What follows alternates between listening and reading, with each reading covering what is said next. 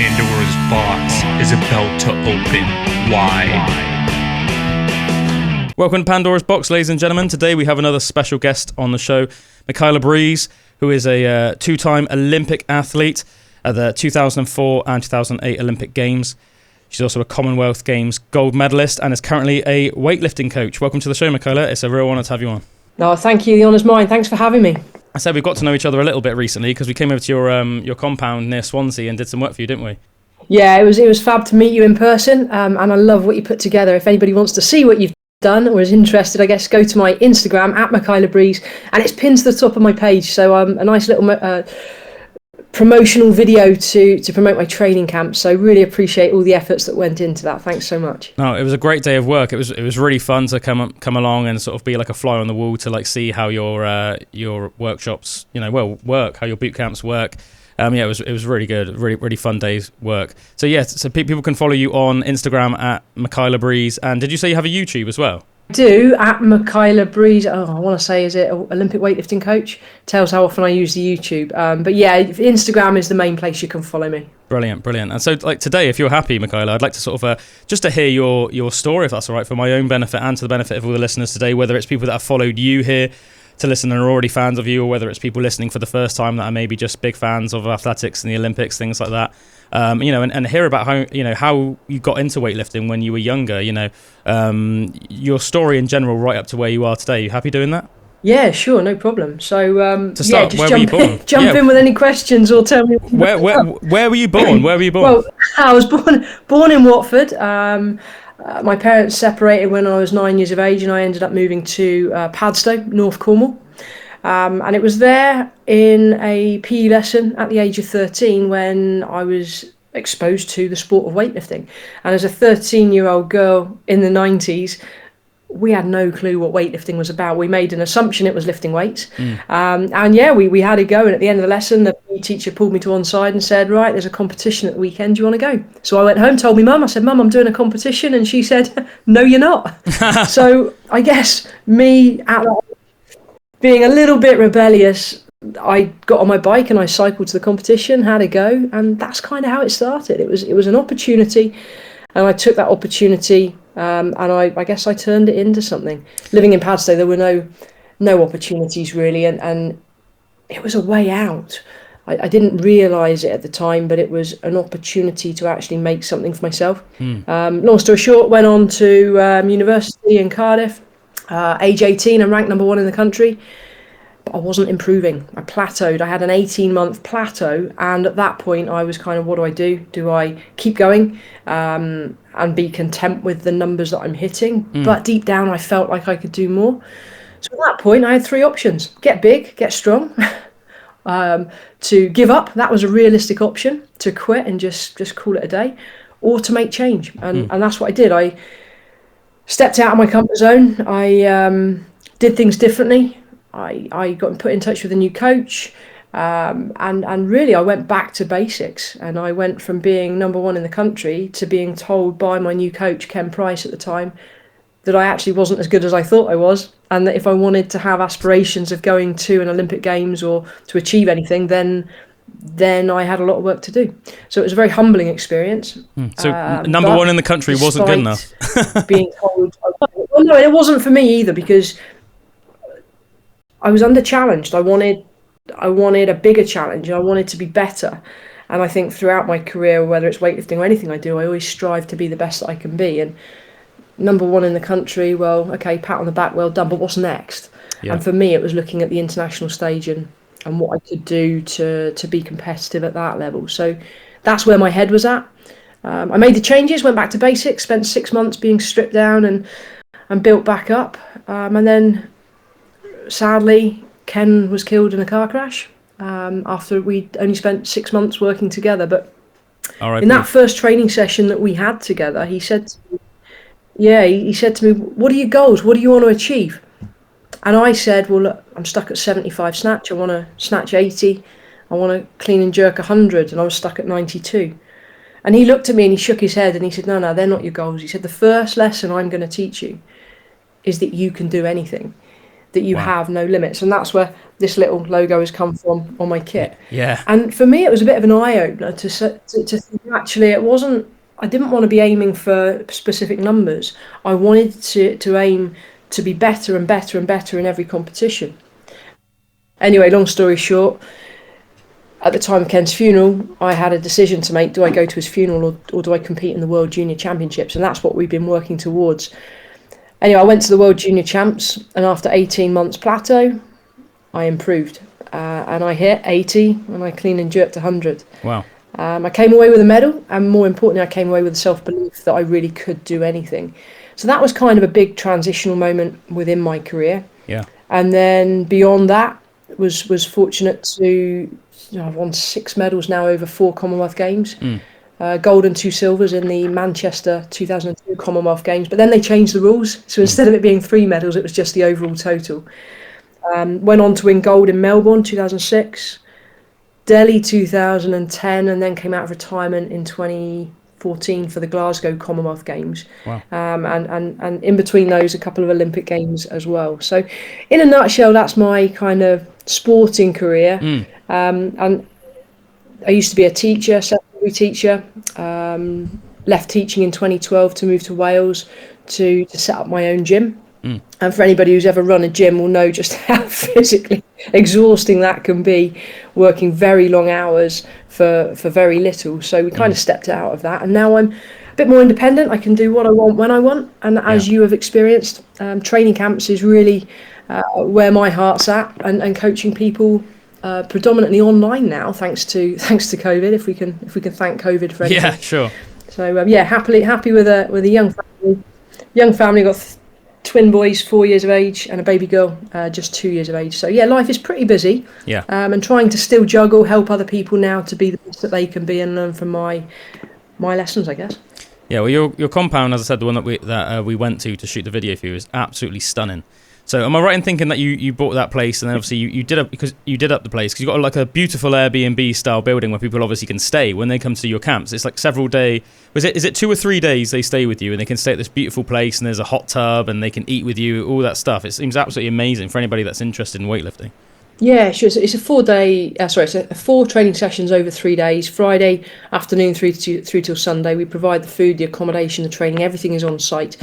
And the house that you're referring to, that's where we used to live. Right. So we lived there for a good few years, and more recently have moved out of the area, really for the children. It's quite secluded up on the mountain, so where we are now gives the youngsters a few more opportunities to be engaged with society rather than isolated on the side of a mountain. Yeah, but from a training camp point of view, it's perfect. We've got an idyllic spot, we've got the accommodation, we've got the training facility on site. So yeah, it works really well. It really is stunning, though. I mean, when we were driving there, it was just amazing. Obviously, I'd never been there before.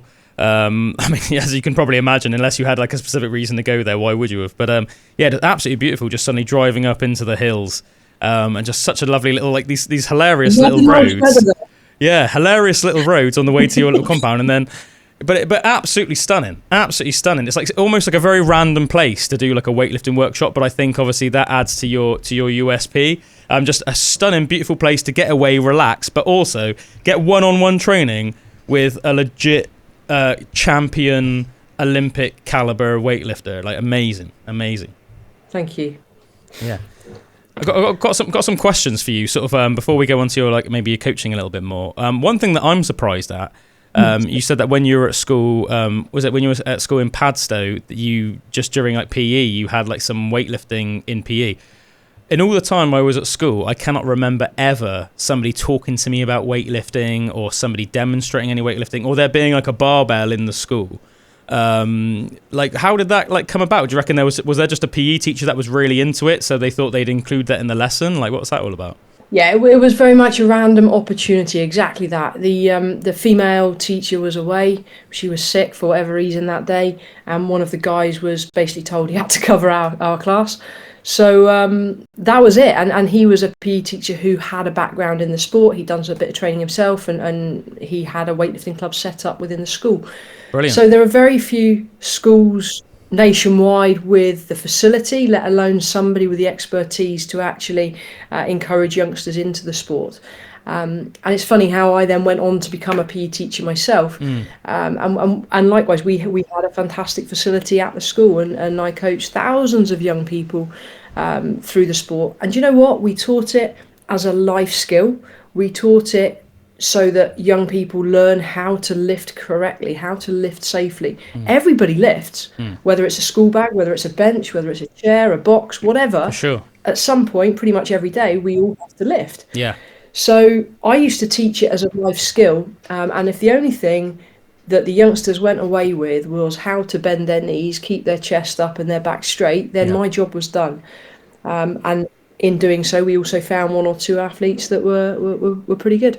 Yeah, that's amazing. I think that's such a good way to talk about it, and such a good thing to remind everyone of. As you said, it's not like only people that lift weights lift weights. Literally, I mean, we all have to carry bags in from the car. We all every now and again have to carry something up and down the stairs. If you move house, you have to carry a big awkward chest of drawers up or down the stairs, and beds and everything like that. So it's like the more efficiently you can do that, the less likely you are to get injured, and just the easier and better your life is going to be. Anybody that's into gardening, having to carry around bags of compost or heavy plant, pots or whatever like that, it's such a nice skill to have, just to be able to lift things easily, It is. And you just imagine if everybody was taught how to lift safely, not to become an Olympic lifter or anything like that, just how to do the basics, which I think every primary school child should be taught. Imagine how many back injuries we could potentially save in later life. It's just bad habits, and a lot of people suffer as a result long term. 100%. And I know that I've read a lot of studies saying that, because I think, a lot of people say that, I think it's especially more of an old-fashioned thing. People think that, if you lift weights, you're eventually going to get a bad back, but there's so many studies that show actually that people that lead sedentary lives, non-active lives, actually end up with far more back injuries due to immobility issues, tight muscles, just things like that. People that it's always the people that are, have those sedentary lives that will have the most injuries, and their lives will, they're going to have to rely on people for everything, whether it's mowing their lawn or whatever. Yeah, sure. You know what? Lifting weights, if done properly, if done safely, can have massive benefits health-wise long term. Then you come to the extreme where myself, for example, I ended up with a broken back. But why? Why did I end up like that? Because there was a period of my career in the early days where I didn't lift particularly well and where I did have technical errors. So normally when a weightlifter suffers with a back injury, it's normally something technical that causes that. You address the technique, you lift safely, you should minimise the risk. When you say you broke your back, did you literally break your back? And if so, what was the severity of the injury? Can you actually remember the time when you broke it, the actual incident itself? Yeah, I can remember it like it was yesterday. The pain was not a pain that you ever forget, I don't think. I was actually doing a tough Russian squat program, and I wouldn't encourage anybody to copy what the Russians do in any way, shape or form, to be honest. But I thought I'd have a pop at one of these squat programs, and long story short, I think I was hitting 3 threes at 95% intensity. It was way too heavy, and I was trying to do way too much volume. I was pushing to the limits. Yeah. But my problem was caused as a result of twisting. So when I used to go into a squat position, whether it is front squats, back squats, snatch, cleans, whatever the exercise, in that deep squat position, as I stood up, I would twist. And years and years of that torsion on the spine, and my back blew up, basically. I ended up with a bilateral pars defect, 3 compressed discs. And the day that it went pop was standing up with the last rep on the last set of that Russian squat program. And I got pretty much through the sticking point, and I think I ended up in a heap on the floor. Everything was a bit of a blur after that, but I know it was very painful. And it took me, I want to say, about 18 months from injury to being able to even lift an empty bar again. I went through a very humbling 18-month period where I saw numerous specialists following MRI scans who all wanted to operate on me, and I ran scared. I didn't want somebody operating on my back. I was young. I was still a teenager, maybe 19, 20 years of age. Wow. Anyway, I ended up being the luckiest athlete in the world, and finding I went back to university, and my athletics lecturer, he saw me hobbling in, and he said to me, "Oh, what have you done?" And I explained, and he said, "Right, go down to see my wife. She was a physio, and I remember going down to see his wife, and she said, right, I can help, but I know someone better. How many physios would do that? How many physios would say, do you know what, I know someone better that can... What a decent human being. Unbelievable. And I got put in touch with Joanne Elphinston, who's just the most amazing woman ever. There was so much knowledge of the human body, it's unreal. And about best part of 18 months working on rehab and getting me back, addressing movement pattern, addressing the way I was moving, the muscles that were activating. So although it was the most horrific injury and pretty depressing at the time, I look back now and I think, wow, I needed that injury to happen so that I could become the lifter that I became. So actually it was a blessing in disguise, hard to see at the time. And I suffered, I had flare-ups of the injury throughout my career, and probably the worst one was just going into the Beijing Olympics. I missed the call. I missed the final cut for the Beijing Olympics. I think it's top 10 in the world went, and I was ranked, I think, 13th. Long story short, I ended up being given a wild card because I think Britain were going to be hosting the 2012 games. Mm-hmm. And it was kind of a case of, right, back to the gym.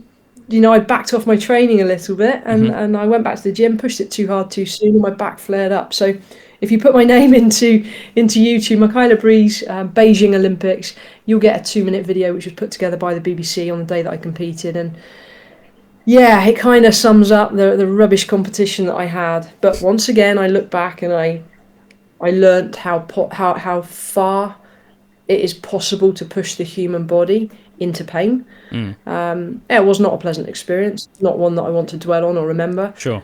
But again, I learned a lot about myself competing like that than I ever would have done if I was fit. So pretty humbling experience again. Did you manage to get back to full health after your injuries? Good question. Most people assume that I'd retired, and there's only so many times you can go into the supermarket, pushing your trolley around, and people jumping in front of you saying, "How's your back?" And I'm like, I don't want to talk about my back. That's the last thing I want to talk about. And I went through a stage where I look back now and I think I probably was quite depressed. I was in quite a bad way psychologically, having had everything that I knew, my training, my sport taken away because I was injured. And I didn't want to be one of those athletes that retired because of injury. I wanted to retire on my terms when I was ready. Mm-hmm. So despite the fact most people assumed that I'd retired after Beijing, I remember contacting my physio probably about 9 months or so afterwards, and I said, I can't do this. I can't walk away in that situation. I need to retire on my terms. Will you help me? I want another pop at Commonwealth Games. Yeah. So we made a plan. It was firstly she hung up on the phone call. I remember that. And she said no. She said no way. Hung up on the phone. A couple of days later, I phoned her back. I said, "No, I'm serious. Delhi Commonwealth Games. I promise I'll retire after that." So anyway, long story short, we did. We worked hard towards it. And in answer to your question, no, I never did get back to full fitness. I got back to about 90% fit. Okay. It was good enough for a silver. Couldn't defend my title. Then I retired, and then 4 years later, came out of retirement for the Commonwealth Games in Glasgow. And do you know what? I had no treatment in that build-up. I only had about, I don't think it was even a year of training, maybe 8 or 9 months training. Wow. And I broke my own British records that I'd set 12 years before. Wow. So I didn't get back to best, I guess, at that body weight, because I came back in a lighter category. I guess I did get back to best for that. But I did it really to prove that age is just a number. At the age of 35, anything's possible. What do you put that down to? And what I mean by that, you said you broke your own record with, not optimal training, with time off, being older, with having some serious injuries in the past, yet you managed to break your own PBs. What do you put that down to? Yeah, I 100% mindset, 100%. Physically, you have muscle memory. You can get back to a good level with that. A bit of training, you can push again. I never got back to full strength, but let me rephrase that. I never got back to full physical strength. Right. But I could get my mental strength back. Yeah. So I remember about 8 or 9 months out from the games, and I did a competition. I was just messing around. I hadn't picked up a bar in 2.5 years, and I did the Welsh Champs with zero training. And I hit about 20 kilos above qualification for Commonwealth Games, just messing around.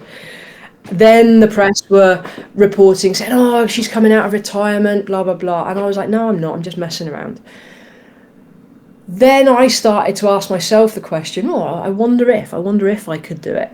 And I remember I was in North Wales. We just climbed Mount Snowdon. We were staying in an Airbnb, and I was in the hot tub with a glass of wine. Not endorsing alcohol in a hot tub, by the way. But my wife said to me, are you doing this or not? And I said, what do you mean? She said, well, are you doing the Commonwealth Games or not? And I just shrugged her off and said, like I was saying to the press, I'm just messing around. Mm-hmm. And she turned around quite clearly and said, no, make a decision. Make a decision now. Are you doing it or aren't you? If you're doing it, do it properly. Yep. If you're not, stop wasting everyone's time. Fair play. So with that, I poured the wine outside of the hot tub. I got out and I went in and wrote my next training program. Fantastic. And that was it, committed. And later that evening, we had a discussion, goals. What's the plan? What's the goal? What do we want to achieve out of it? Well, obviously a medal, bearing in mind I'd won medals in all my other Commonwealth Games. And then we talked about numbers. And I said, if I can get back to about 90 snatch, maybe, I don't know, 105, 110 clean and jerk. And she turned around and said to me, remember what you tell all your lifters. No limits. She said, why set yourself a physical number as a limit? Yeah. She said, go out there and do what you've always done. And that's exactly what I did. And when I hit the 90, I hit the 91, I hit the 92, and I hit the 90, I think it was 90, what did I hit? I hit 94 in the build-up to the Games. I attempted 95 at the Games and missed it. But yeah, I went beyond what I thought initially possible.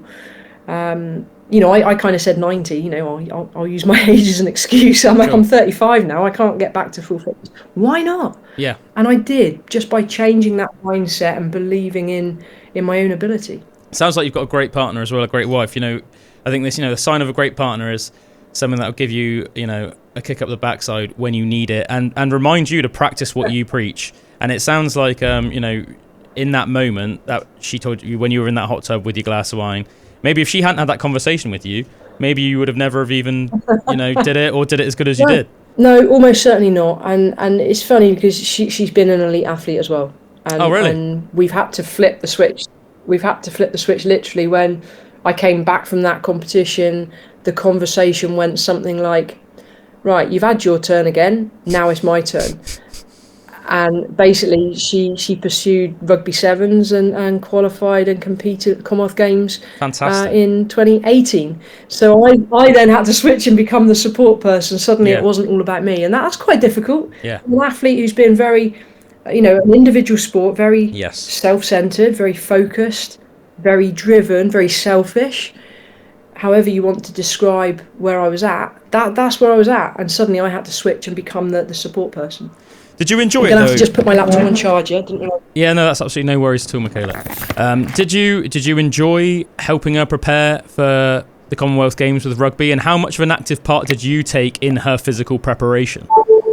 Do you know, that's a good question. I found it very hard. I found it very hard to make that switch to being the support person, but at the end of the day, my time was done. I had to be that support person, and there were numerous times where I needed reminding that, I did this for you. You can damn well support me in what I'm doing. Sure. I didn't take any responsibility really for her training. That was all taken care of by the WRU. But I'd like to think that I was there to support and be that shoulder to lean on when it was necessary, because any athlete that competes at the highest level doesn't do it on their own. Mm-hmm. There's always a team around them, whether it's a physical team like in rugby, or in my case, I built my own team in an individual sport. It's straightforward. It's not about this. The highs are just the pinnacle, the small highs, the tip of the iceberg, the challenges, the psychological is not stress, the physical injuries. There's a lot to it. Yeah. Do you still work out now? It's funny you should ask that question. Do I still work out? Yes, but for different reasons now. My goal is to stay physically active so I can be competitive with the children. Sure. I got pinned down the other day by 4-year-old twins who physically had me in a headlock, and I had to tap out. I was like, hang on a minute, this is not the way this is going. Yeah. So I try to run times a week if I can. I would love to try and hit a half marathon again. Suppose that goal eludes me. Weightlifters' legs are just too heavy to run with. Yeah. I try to the gym a couple of times a week, but I'm not doing much. I'm just doing a few squats, a few shoulder presses, and that's so I can throw the kids around. It's nothing competitive anymore. Yeah, sure. Interesting. One thing that I think is really interesting listening to your life is that you seem to have led a very serendipitous life. It seems to be one of those lives where, it could have been very easy for you not to have that PE teacher that filled in for that female PE teacher that was into weightlifting, so you got into it that day. It also could have been very easy for you not to say, find that coach. Was it Ken that passed away after 6 months of you training with him? And again, when you had that injury, when you said you went into university with a lecturer, and then he put you in contact with his wife, who then put you in contact with, the lady that ended up sort of sorting you out again. It's interesting. I've spoken to a couple of people like you before, very sort of high level, successful people, and it's one of those things that when you speak to people like yourself, it makes you wonder if there is something more to life, or if there is sort of like a planned fate, if you want to call it that. 100%. I think there's so many factors. If my parents hadn't separated in the first place, I would never have been in Padstow. I'd never been in that opportunity. Yeah. So it's all about exactly that, opportunities. And I guess anyone listening to this, I would encourage you to think about where you're at with life. Mm-hmm. And rather than going through the same things day in, day out, the same routines, can you step out of that routine? Can you step out of your comfort zone and do something different? Something that might scare you a little bit, something that might challenge you. For example, going and joining a new class, going and pursuing something that you've always said you're going to do, where you have to go and meet new people. Maybe if you are listening to this as an athlete, there's so many factors that have shaped my career, and I like to look at them as I guess chapters in life.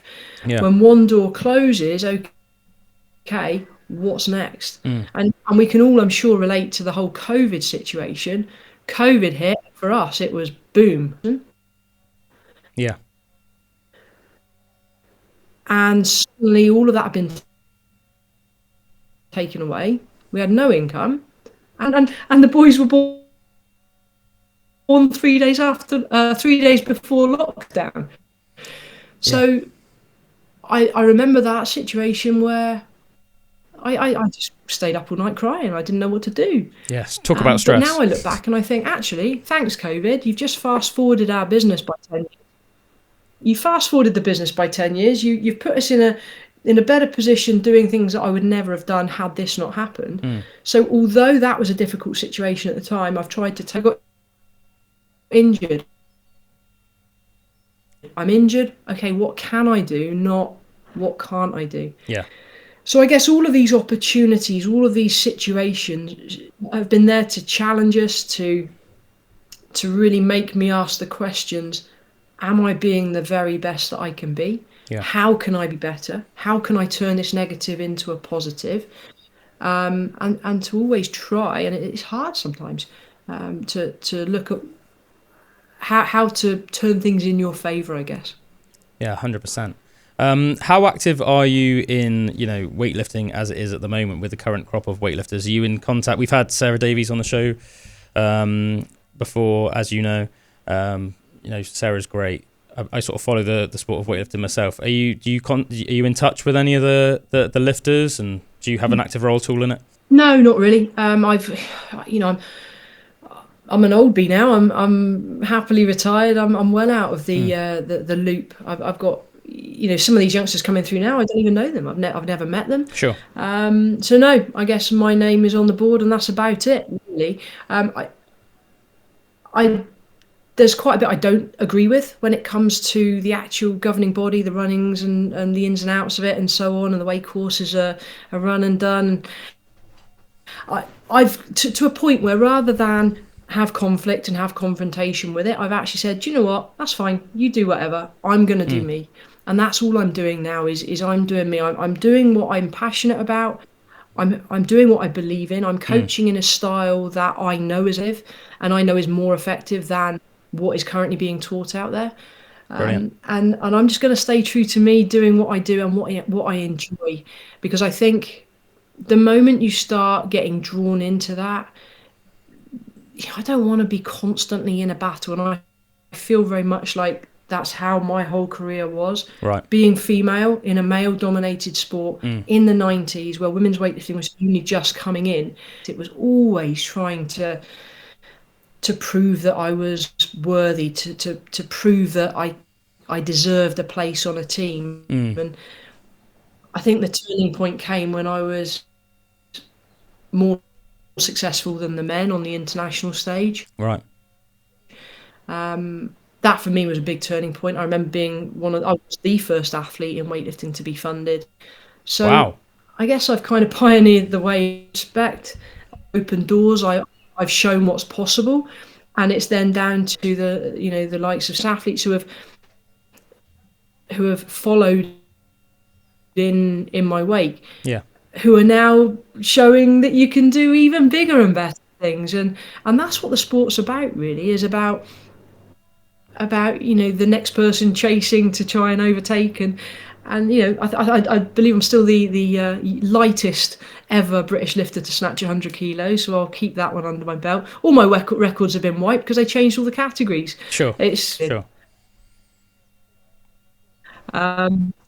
it is what it is. That's sport for you. That's politics, and I don't want any part of that. I'm just quite happy doing me and helping other people to enjoy the sport like I have. Yeah, and I think even that's a great lesson for people. I think, a lot of people have jobs where they feel like they're battling all the time, and it's draining and it's stressful. And at the end of the day, you've got to ask yourself, is that what life is all about? Is there something else that you could be doing, rather than just banging your head against a brick wall all day?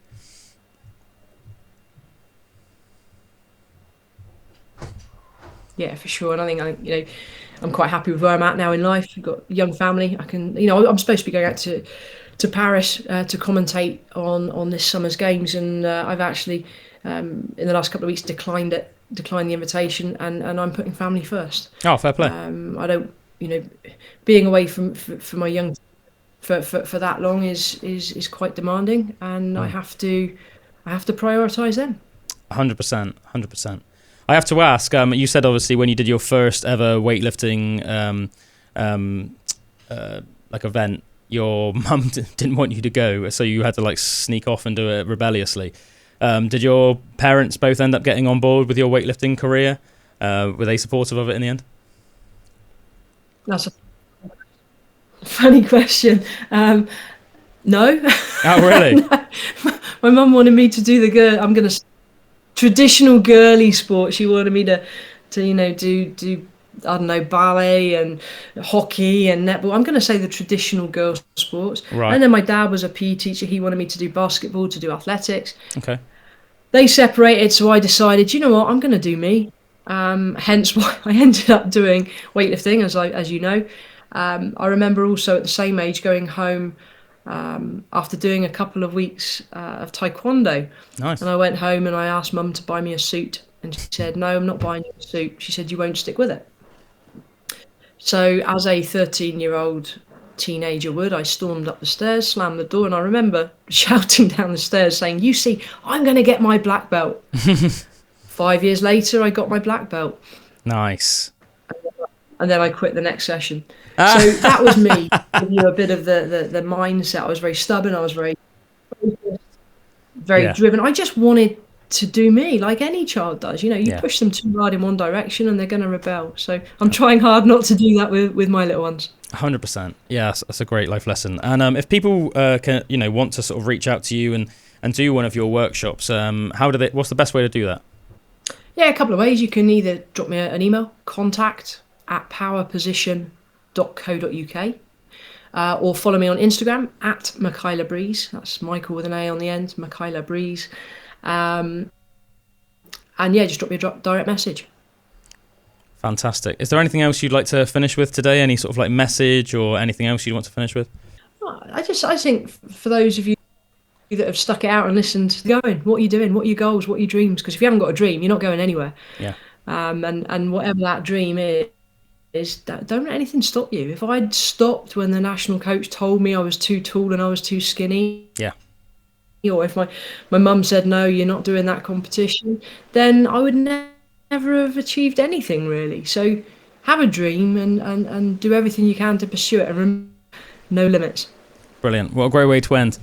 Thanks everyone for tuning in today. You've been listening to Pandora's Box with our guest Michaela Breeze. Thanks very much for your time, Michaela.